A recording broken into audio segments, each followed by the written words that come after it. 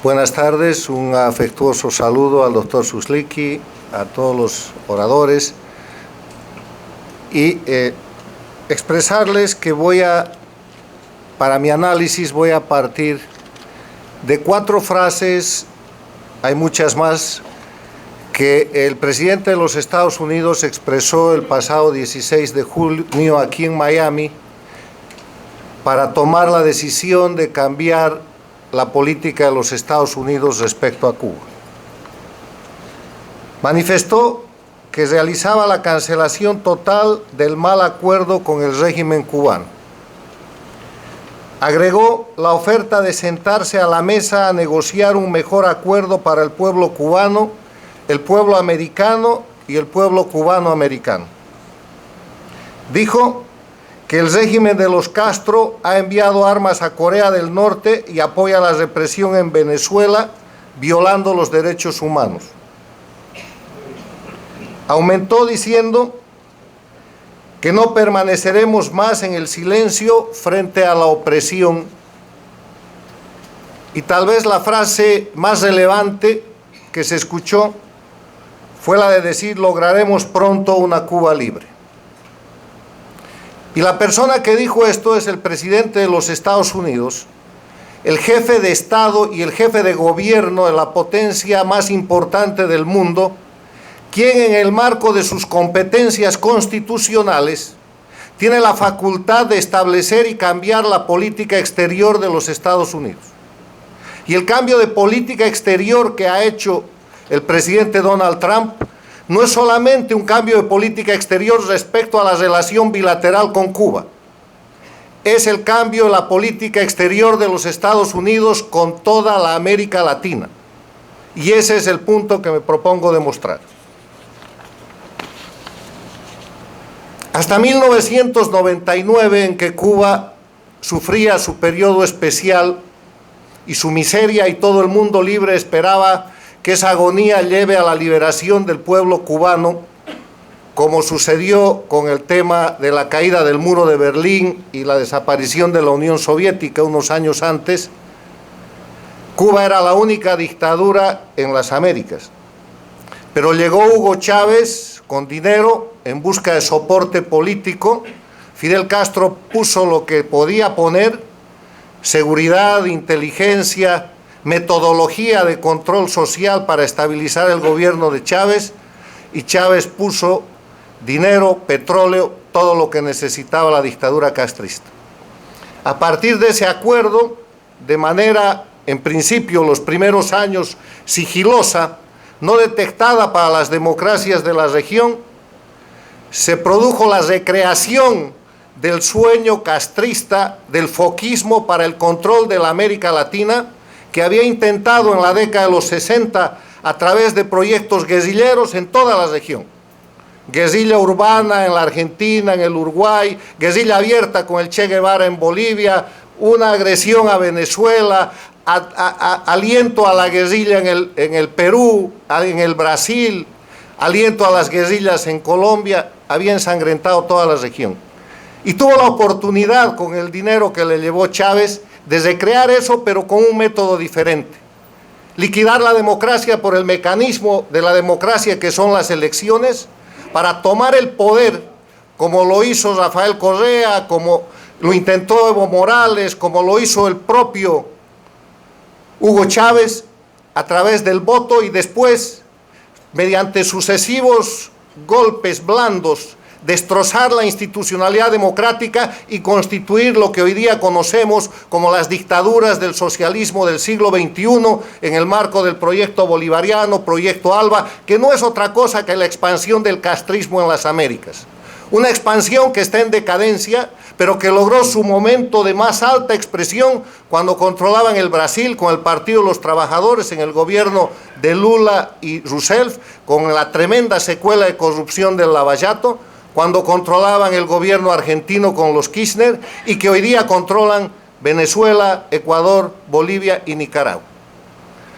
La observación de la realidad objetiva nos muestra que la dictadura castrista, en vez de contraerse, se expandió, y cuando murió Hugo Chávez, lo que pasó con la dictadura castrista fue que asumió el liderazgo político de América Latina. Y les doy para muestra un botón de ejemplo, que es el control de la Organización de Estados Americanos, sin participar directamente en la organización, con el control del voto de los países del Petrocaribe, los países propios de lo que es el socialismo del siglo XXI, al punto de hacer de la OEA la instancia de violación de la democracia, en vez de ser la instancia de cumplimiento de la Carta Democrática de septiembre del año 2001. Con el cambio del secretario Insulza al secretario Almagro, se produce un quiebre y vemos una OEA reclamando por Venezuela, aunque no reclame por los otros países, porque Venezuela es el país en crisis. Pero vemos también a la dictadura castrista manteniendo la vigencia de su poder, perdiendo la mayoría, pero logrando en la Asamblea General de Cancún de los últimos días bloquear las decisiones de la organización. Es una dictadura cuyo poder agoniza, pero cuyo poder todavía tiene vigencia.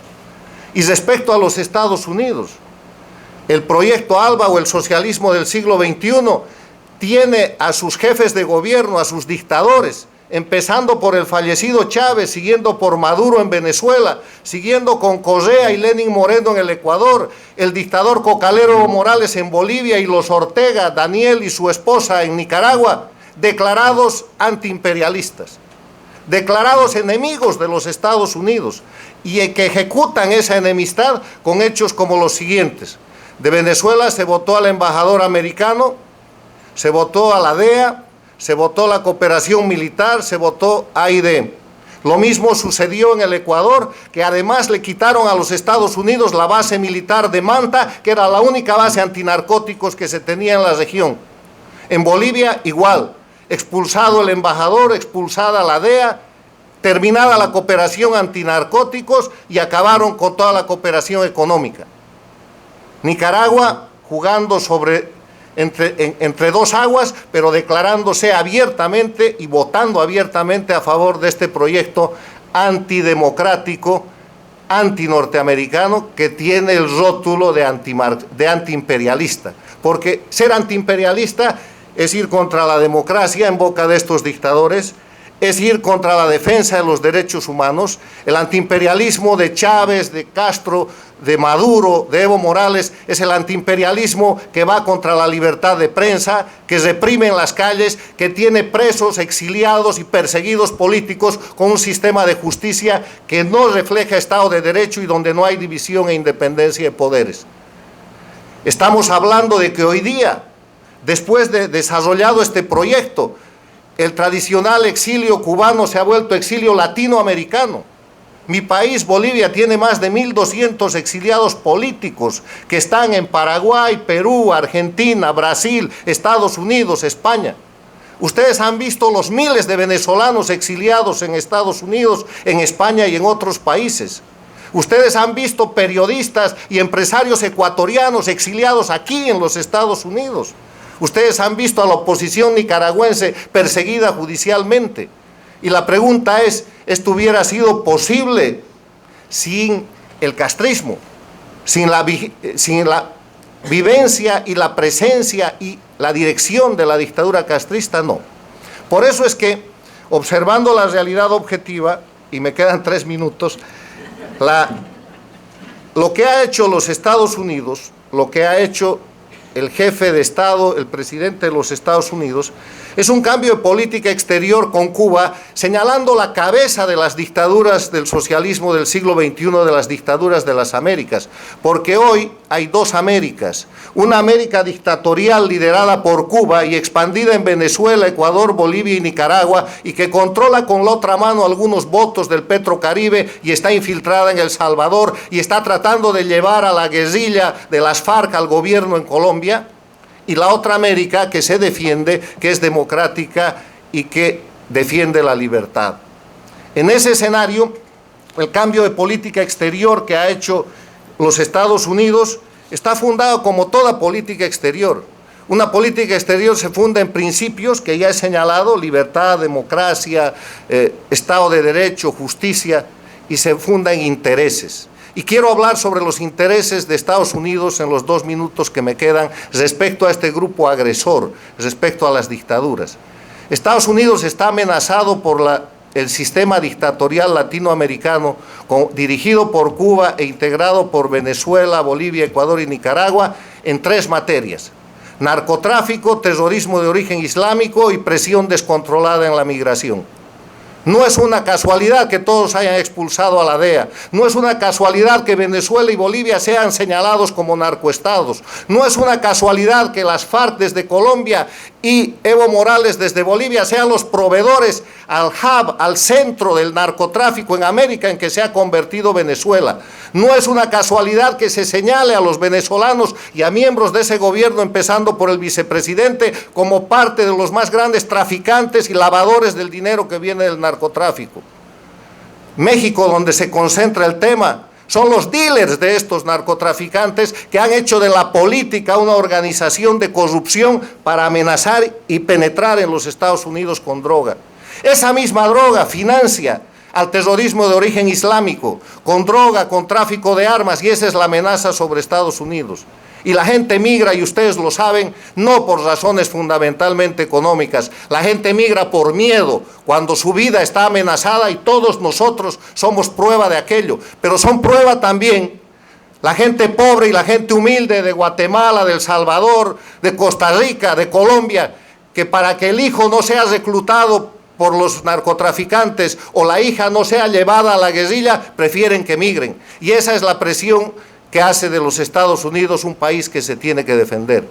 Concluyo diciendo que el cambio de política exterior, que veremos cómo se implementa, es un cambio claro para la política con Cuba, pero para la política de los Estados Unidos con América Latina.